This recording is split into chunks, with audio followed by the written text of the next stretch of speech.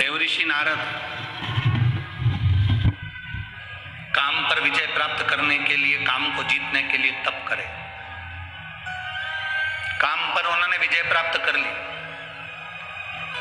सबसे पहले विजय प्राप्त कर कर वो कामदेव पर विजय प्राप्त कर कर शिव जी के पास गए, क्योंकि शंकर भगवान की समाधि कामदेव ने तोड़ दी थी। वो कामदेव ने समाधि तोड़ी थी, इसलिए सबसे पहले उनके पास गए कि तुम काम को नहीं जीत पाए, मैंने काम को जीत लिया। शिव जी ने हाथ जोड़कर देवऋषि नारद से कहा कि आप काम को इसलिए जीत लिए क्योंकि आप देवऋषि नारद, संत, साधु, गुरु, सन्यासी, तपस्वी, साधक, उपासक, ये कुछ भी जीत सकते, मना नहीं है। हम आपको प्रणाम करते हैं कि आपने काम को जीत लिया। शिव जी ने नंदी से कहा कि एक रुद्राक्ष की माला लाओ। रुद्राक्ष की माला शंकर भगवान ने देवऋषि नारद के गले में पहना दी।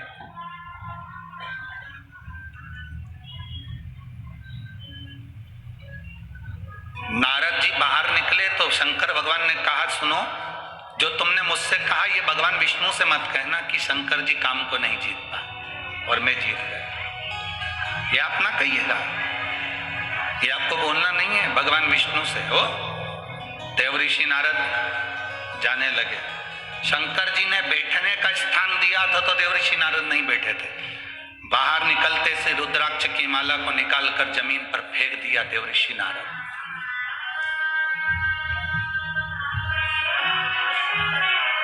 कई लोगों के हृदय में भ्रम रहता है, कई लोगों के हृदय में एक भ्रम है, तुलसी की माला पहने तो रुद्राक्ष की माला पहने कि नहीं पहने। रुद्राक्ष की माला पहनते हैं तो तुलसी की माला पहने कि नहीं पहने।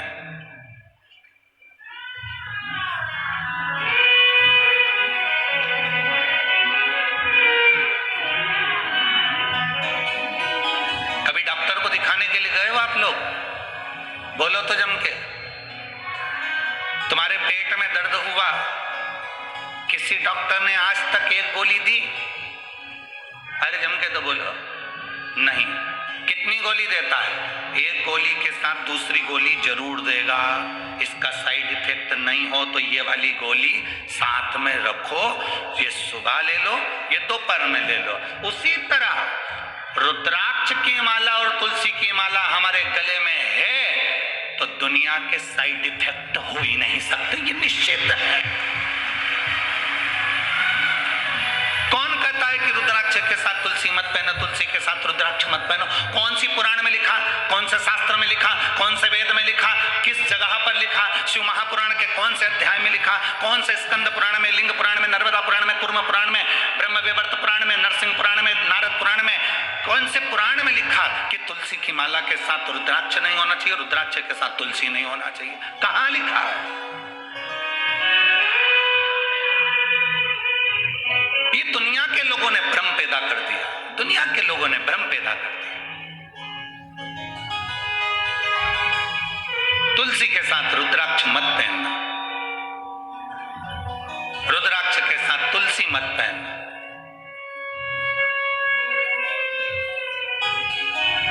हम तो अंदर से लेकर बाहर तक रुद्राक्ष और तुलसी धारण करते हैं, चाहे जो उस रुद्राक्ष और तुलसी एक,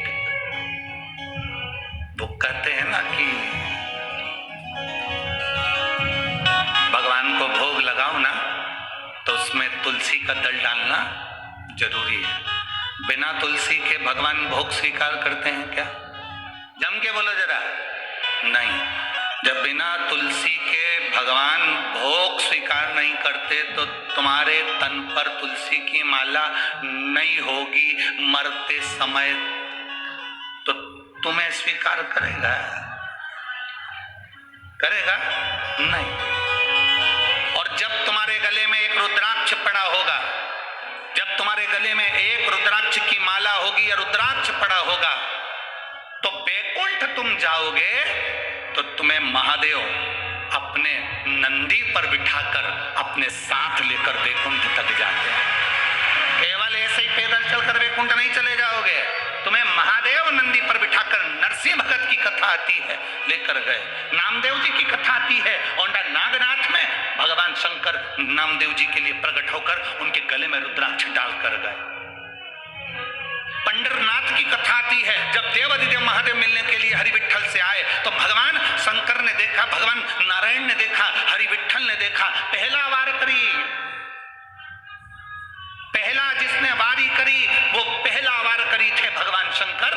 जब दरवाजे पर आए तो शिव जी प्रसन्न, भगवान नारायण प्रसन्न थे, उन्होंने अपने गले की तुलसी की माला निकालकर स्वयं शंकर भगवान के गले में डाल दी।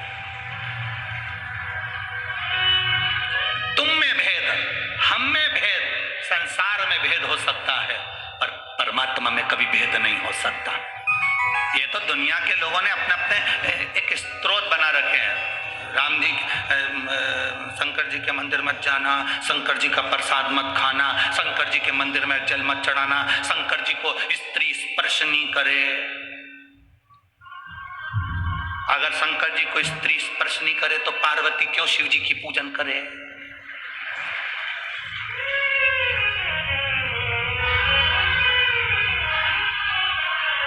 क्यों? अगर स्त्री स्पर्श नहीं करे तो बाबा कृष्णेश्वर की कथा कहती है, 12 ज्योतिर्लिंग में से एक ज्योतिर्लिंग कृष्णेश्वर ज्योतिर्लिंग। सुधर्म नाम के ब्राह्मण की 2 धर्म पत्नियां थी, सुदेहा और घूष्मा। घूष्मा के गर्भ से बच्चा हुआ, उसने सुदेहा को दे दी अपने पति के कहने पर। सुदेहा ने उस बच्चे को बड़ा करा, पाल पोस के बड़ा कर उसकी शादी कर दी, उसकी बहू आ गई। बहू को मालूम पड़ा कि मेरी असली सास तो घूष्मा है। सुदेहा को पूछना बंद कर दिया। सुदेहा को क्रोध आ गया, उसने अपने बेटे के टुकड़े टुकड़े कर दिए, ले जाकर तालाब में पटक दिए। घोषमा का नियम था, शंकर भगवान के शिवलिंग की पूजन करती थी और पूजन कर कर उसका विसर्जन करती थी।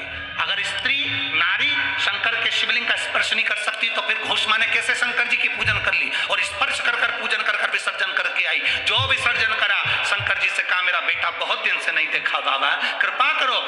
15 दिन 8 दिन 20 दिन पहले मरा हुआ बेटा तैरता हुआ बाहर निकल कर आ गया, वो कृष्णेश्वर महादेव हो गए, वो कृष्णेश्वर महादेव हो गए। जरा विचार करिए, कौन कहता है कि नारी शिव जी का पूजन नहीं कर सकती? माता सीता ने शंकर भगवान का पूजन करा, माँ कौशल्या कैकेयी सुमित्रा शिव जी का पूजन करती हैं, माता यशोदा शंकर का पूजन करती हैं, यशोदा जी की माँ भगवान कृष्ण की नानी पाटला देवी शंकर जी का पूजन करती हैं,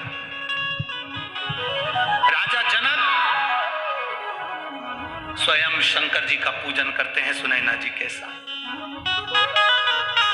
शिव आराधना हमारे जीवन का एक आनंद है। उन्होंने रुद्राक्ष की माला को फेंक दिया, देवऋषि नारद ने फेंका, नंदी ने उठा लिया। नंदी उठाकर शिव जी के पास गए, ये माला, शिव जी ने कहा ये माला तो मैंने नारद जी को दी थी, तुम्हारे पास ये माला कैसे आ गई?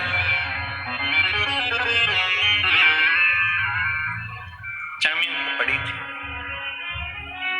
जमीन पर पड़ी, ठीक है।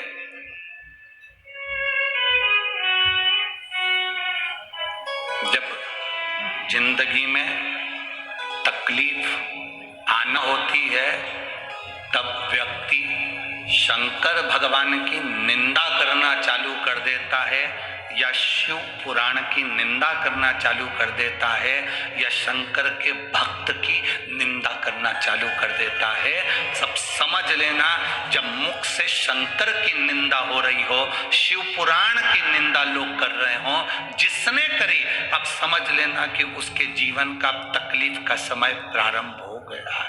अब उसकी जिंदगी में अब दुख सामने खड़ा है, जीवन में दुख उसके सामने।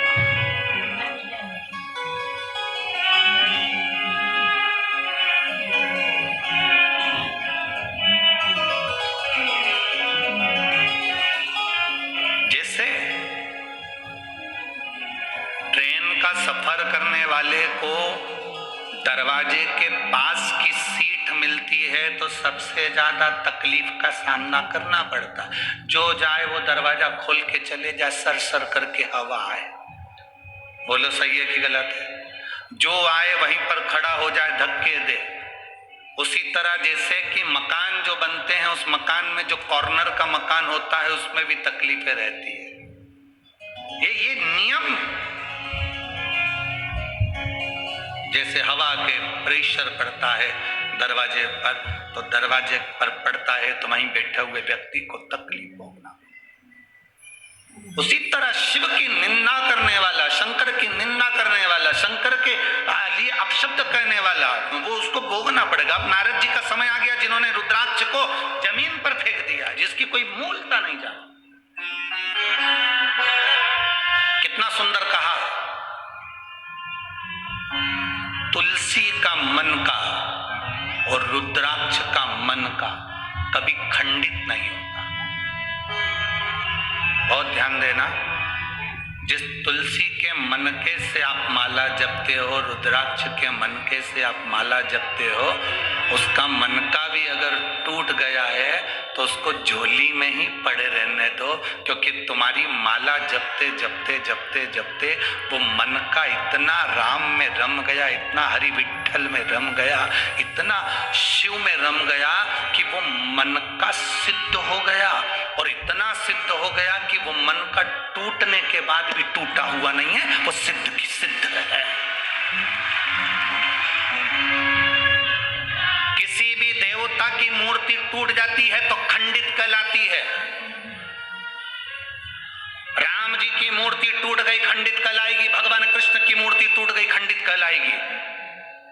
दत्त की मूर्ति टूट गई, खंडित कहलाएगी। जिस देवता की मूर्ति है जरा सी भी टूट गई तो खंडित कहलाती है। पर केवल एक शंकर जी का शिवलिंग ऐसा होता है जो टूट भी जाता है तो खंडित नहीं कहलाता, अखंड कहलाता है। तुम्हारे घर में अगर शंकर का शिवलिंग है, वो टूट भी गया, आप सीवर का कंकर उठा कर लिया, उसके टुकड़े टुकड़े हो गए, आप शंकर नर्मदा का कंकर उठा के लिया, उसके टुकड़े टुकड़े हो गए, तुम्हारे घर में जो शिवलिंग है वो टूट गया, खंडित हो गया, वो खंडित नहीं माना जा सकता, उसको खंडित नहीं कर सकते। उसके 4 टुकड़े भी हो गए तो वो शास्त्र कहलाएगा, उसके टुकड़े टुकड़े भी हो गए तो सहस्त्र शिवलिंग कहलाएगा, सहस्त्रलिंग कहलाएगा, वो खंडित नहीं कहला सकता। हमसे लोग बात कहते हैं, गुरुजी हमारे गांव में एक बहुत पुराना शिवलिंग है, वो खंडित हो गया, तो वो शिवलिंग का हम क्या करें? हमने कहा फोटो भेजो जरा शिवलिंग का।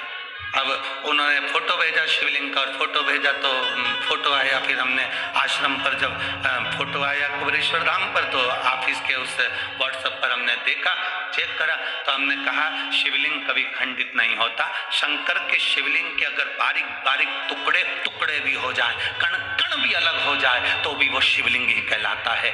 कभी जाना कुल्लू मनाली में बिजली महादेव है, कभी मौका लगे तो बिजली महादेव का दर्शन करने जाना। आसमान में जो बिजली चमकती है वो बिजली महादेव पर गिरती है, उसका नाम बिजली महादेव है। बिजली महादेव पर गिरती है तो महादेव के शिवलिंग के टुकड़े टुकड़े हो जाते हैं, इतने टुकड़े होते हैं कि उसको बारीक बारीक टुकड़ों को वापस जोड़ना पड़ता है। शिवलिंग के टुकड़े टुकड़े हो जाते हैं, बिजली महादेव पर बिजली गिरती है, टुकड़े टुकड़े हो जाते हैं। जब टुकड़े टुकड़े हो गए तब एक परिवार में, उसके परिवार में कोई विकलांग है, वो विकलांग ऊपर जाता है, उसके घर में कोई ना कोई विकलांग जरूर होता है, वो सब दूर से माखन मंगकर ऊपर जाता है, बिजली महादेव के टुकड़े टुकड़े इकट्ठे करता है, मक्खन से उसको जोड़ देता है, जोड़कर 1 लोटा जल समर्पित करता है, फिर हाथी के पांव से भी तुड़वाओ तो वो महादेव नहीं टूटते हैं, उसको बिजली महादेव कहते हैं।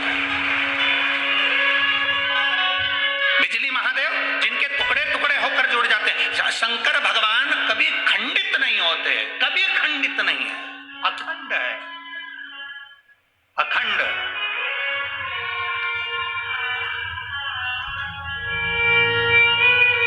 आपके घर में कोई शिवलिंग है, वो खंडित हो गया, आप उसे खंडित मत मानना, उसकी सेवा करो, पूजन करो, आराधना करो, फल देगा। रुद्राक्ष खंडित हो गया, उसे खंडित मत मानना, रुद्राक्ष कभी खंडित नहीं होता।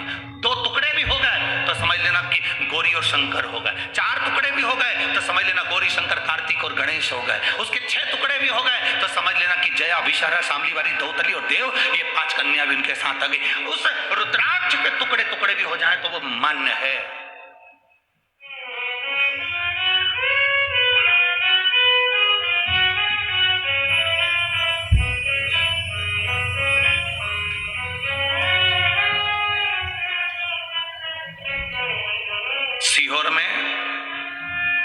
कुबेरेश्वर धाम पर जो रुद्राक्ष मिलता है उसमें अगर थोड़ा सा भी रुद्राक्ष, कई माताएं कहती है ये खंडित है। अब उनको समझाने वाला कौन समझाए?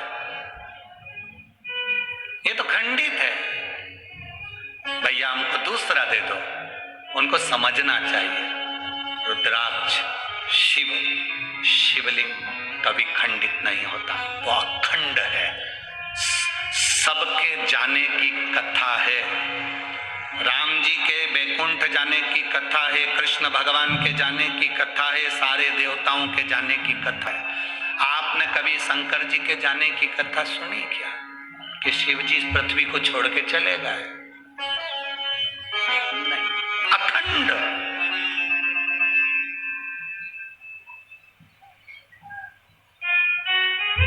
जो दुनिया के लोग तुमसे कहें कि पंढरपुर का इतिहास बताओ, कोई दुनिया के लोग कहें तुमसे कि चंद्रभागा का इतिहास बताओ, भीमा का इतिहास बताओ, कोई तुमसे कहे कि इस पंडरीनाथ का इतिहास बताओ, क्या पंडरी ये पौंडलिक था तब पंढरपुर था?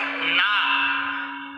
जो कहते हैं कि पौंडलिक आए और पंडरीनाथ तब आए, तो ये इतिहास नहीं। पंढरपुर का इतिहास देखना है तो स्कंद पुराण में देखो, उसमें लिखा है सतयुग था तभी भी पंढरपुर था, त्रेता था तभी भी पंढरपुर था, द्वापर था तो भी पंढरपुर था, और कलयुग है तो भी पंढरपुर है, और फिर युग निकलेंगे फिर पंढरपुर रहेगा। क्यों? उसका कारण क्या है? क्योंकि जिस स्थान पर देवाधिदेव महादेव रहते हैं, जिस स्थान पर शंकर रहते हैं, वो स्थान कभी समाप्त नहीं होता। उज्जैनी कभी समाप्त नहीं होती, काशी कभी समाप्त नहीं होती, कृष्णेश्वर कभी समाप्त नहीं होता, भीमाशंकर कभी समाप्त नहीं होता, केदारेश्वर, पूरे केदारेश्वर में त्राही त्राही मच जाए, चाहे बिल्डिंगें गिर जाए, चाहे दुनिया तहस नहस हो जाए, तो भी केदारेश्वर केदारेश्वर अटल की अटल रहता है, वो टूटता ही नहीं, वो टूटता नहीं, वो बिखरता नहीं, वो अखंड है। सोमनाथ जिस पर लोगों ने आक्रमण करा, सारा तोड़ दिया, फिर अखंड हो गया, फिर अखंड। शिव कभी समाप्त नहीं हुआ। तो पंडरीनाथ लोग कहे पंढरपुर, पंढरपुर का इतिहास क्या? पंढरपुर का इतिहास ये कहता है शिव पुराण का कि पंढरपुर आज का नहीं, पंढरपुर में हरि विठ्ठल महादेव दोनों विराजमान है। जहां शिव है वो कभी समाप्त नहीं हो सकता, वो अखंड है, अखंड है।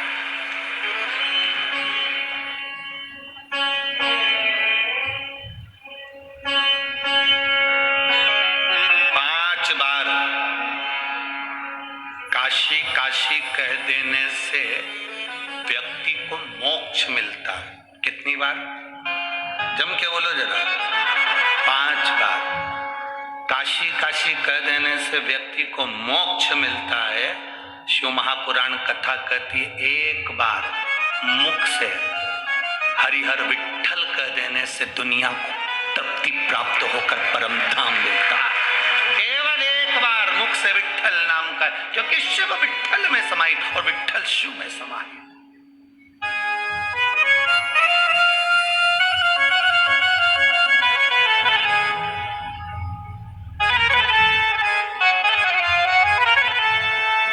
बस उसको भजने वाला चाहिए, स्मरण करने वाला चाहिए। मेरा बाबा भोलानाथ जिसके सिर पे रख दे हाथ,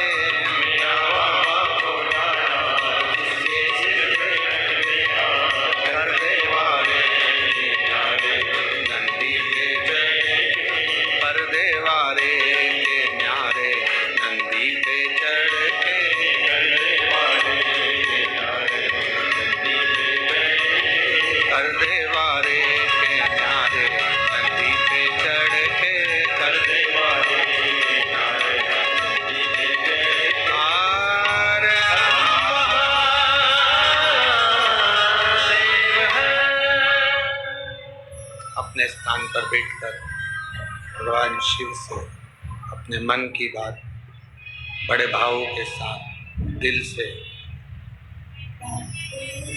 प्रार्थना करें। जहाँ जगह मिल जाए वहाँ बैठकर भगवान शिव से अपने मन के भावों को हृदय से भगवान शिव से करें।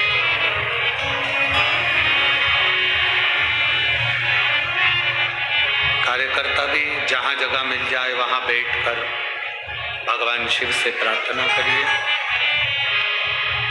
जहाँ जगह मिले वहाँ बैठकर भगवान देवाधिदेव महादेव से अपने मन की अपने हृदय की बात दिल से कहिए।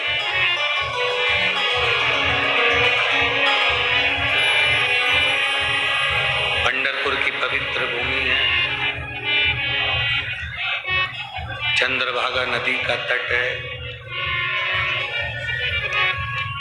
भगवान देवाधिदेव महादेव से अपने मन की बात दिल से प्रार्थना करिए, भाव से कहिए।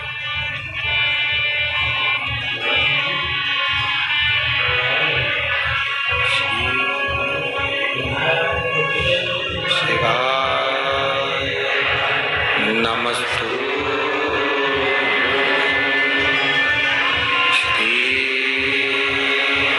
शिवाय नमस्तु श्री शिवाय नमस्तु श्री शिवाय नमस्तु श्री शिवाय नमस्तु श्री शिवाय नमस्तु। भोला सब दुख का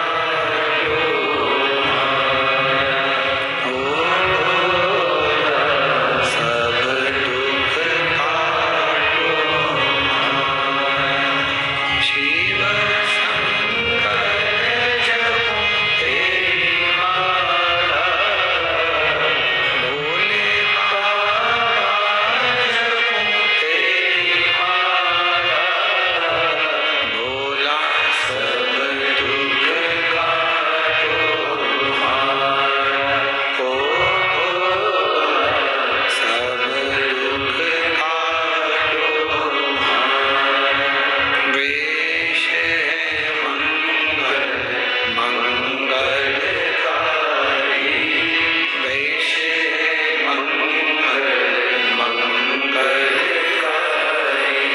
शमशान वासी हमारा शमशान वासी हमारा ओ भोला सब दुख काटो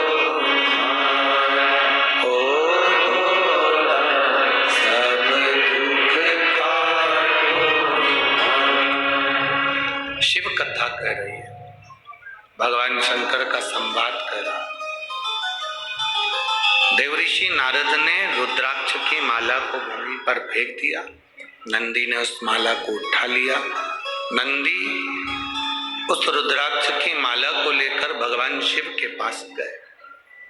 बाबा ये माला, शिव जी ने कहा ये माला तो मैंने देवऋषि नारद को पहनाई थी।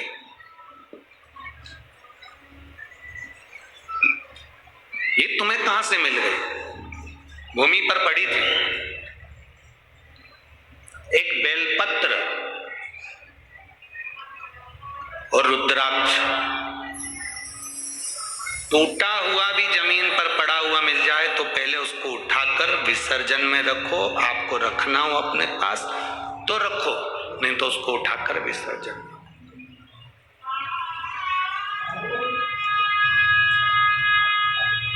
एक बेलपत्र लांगने पर कितना दोष है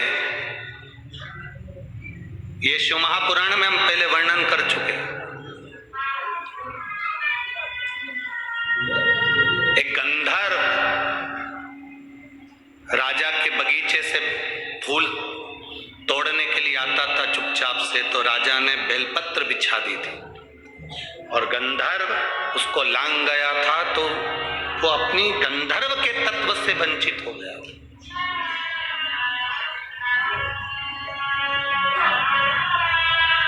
अगर जमीन पर कहीं रुद्राक्ष पड़ा हुआ है या बेलपत्र पड़ी है तो सबसे पहला काम तुम्हारा है उसको उठा लो।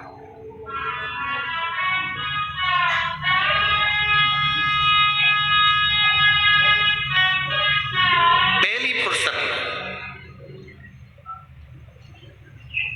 आज बहुत अच्छी बात आप लोगों के लिए अपने हृदय में उतार कर रखिएगा। आपको लगे कि आपका बेटा सरकारी नौकरी की तैयारी कर रहा है, गवर्नमेंट नौकरी की तैयारी कर रहा है, या जॉब की बहू तैयारी कर रही है, बेटी तैयारी कर रही है, वो खूब मेहनत करे। आपका बेटा भी मेहनत करे, बहू भी मेहनत करे, बेटी भी मेहनत करे, जो नौकरी की तैयारी कर रहे हैं खूब मेहनत करो दिल से। पर घर का यदि एक व्यक्ति भी बेलपत्र के वृक्ष के नीचे सफाई कर देता है और एक शिवलिंग का निर्माण कर कर पूजन कर कर 5 बेलपत्र समर्पित कर कर बाबा से ये प्रार्थना कर लेता है कि उसका इंटरव्यू, उसको पास होना चाहिए, उसकी नौकरी लगना चाहिए। मेरा देव अधिदेव महादेव, अगर आपने सोमवार की अष्टमी को ये करा है, या शिवरात्रि 12 महीने आती है किसी भी शिवरात्रि पर करा है, या सोमवार के दिन करा है, या प्रदोष के दिन करा है, तो उसका फल आपको मिलता जरूर है और उसकी जॉब लगती है। एक बेलपत्र के नीचे जो झाड़ू लगाई, बुआरी लगाई, सफाई करी, शिवलिंग का निर्माण करा, पूजन करी, आराधना करा और 5 बेलपत्र जो समर्पित करा, वो सहज नहीं।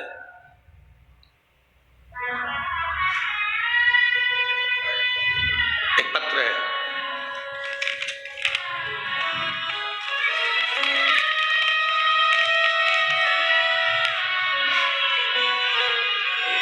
संगीता अशोक कोली, मुकाम पोस्ट भालोद, तहसील यावल, जिला जलगांव, राज्य महाराष्ट्र।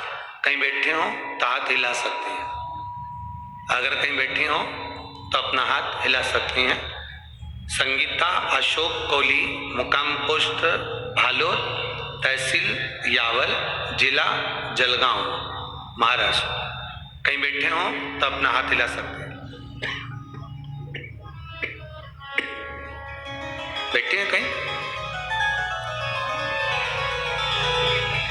बैठे हो तो हाथ हिला सकते हैं। दिख गए? अच्छा, लेडीज से छुप रहा है, ठीक है।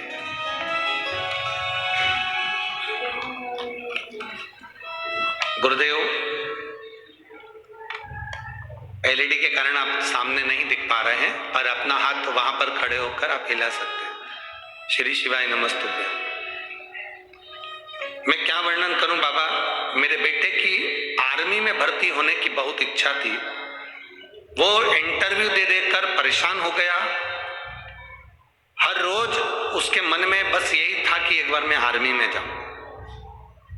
मैंने उससे कहा तू पूर्ण मेहनत कर। गुरुजी कहते हैं अच्छी मेहनत करोगे और फल बाबा के हाथ में छोड़ दो। मेरे बेटे ने भी पशुपति व्रत करा, मैंने भी पशुपति व्रत करा। शिव जी के मंदिर में 1 लोटा जल चढ़ाना प्रारंभ करा। बेलपत्री के वृक्ष के नीचे, बेलपत्री के पेड़ के नीचे एक शिवलिंग का निर्माण कर कर उस पूजन करना प्रारंभ करा। मैं बाबा का क्या गुणगान करूं, इतने सालों से मेरे बेटे का सिलेक्शन नहीं हुआ था।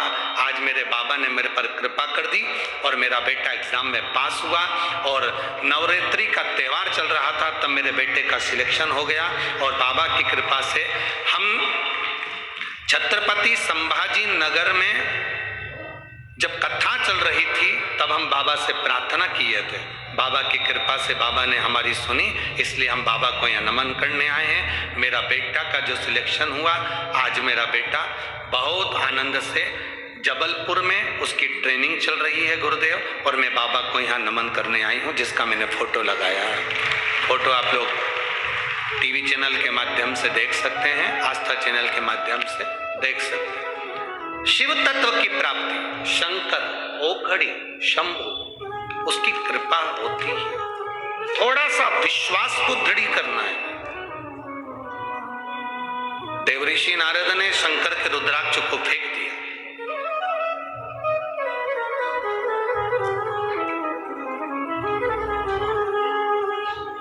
शिव का प्रसाद चाहे बेलपत्र हो, चाहे रुद्राक्ष हो, चाहे उसका चढ़ा हुआ जो भी है, उसको फेंका ना जाए। हम तो यहां तक कहते हैं कि भोजन भंडारा चलता है कथा के मध्य में, आप लोग भोजन भंडारा ग्रहण करते हो, भोजन करते हो, तो हमारा तो आपसे यही निवेदन भी रहता है कि शंकर का प्रसाद अगर भोजन भंडारे में भी जाकर कर रहे हो तो थाली में उतना ही लो जितना खा सकते हो, झूठा एक अंश ना छूटे।